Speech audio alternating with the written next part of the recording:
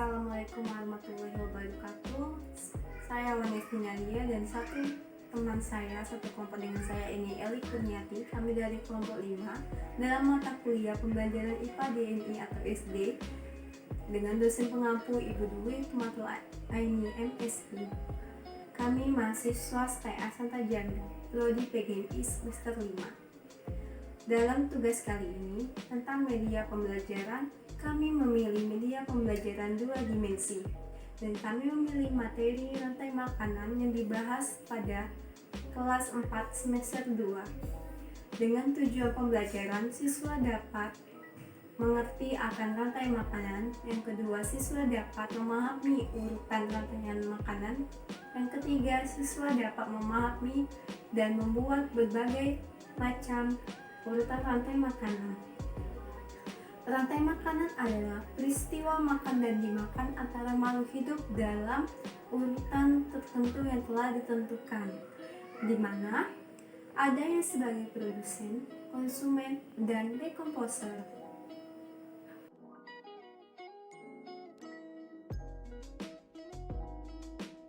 Baiklah, ini adalah media 2 dimensi kami yang kami kemas dalam bentuk pop-up box. Di dalamnya ada kejutan berupa gambar yang menceritakan tentang rantai makanan.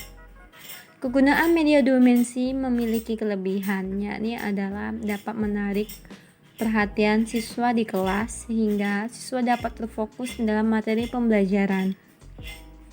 Kita buka ya pop-up box-nya.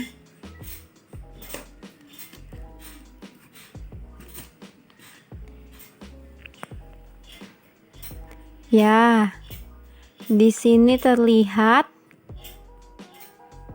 Baiklah, di sini adalah rantai makanan yang kita temukan pada daerah persawahan. Di sini ada rumput sebagai produsen, belalang sebagai konsumen 1, tikus sebagai konsumen 2, ulat sebagai konsumen 3, elang sebagai konsumen 4, dan jamur sebagai dekomposer atau pengurai. Saya jelaskan ya, produsen, ya ini adalah rumput. Kenapa rumput disebut dengan produsen? Karena rumput adalah makhluk hidup yang dapat membuat makanannya sendiri.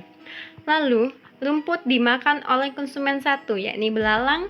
Kemudian, belalang sebagai konsumen 1 dimakan oleh konsumen 2, yakni adalah tikus.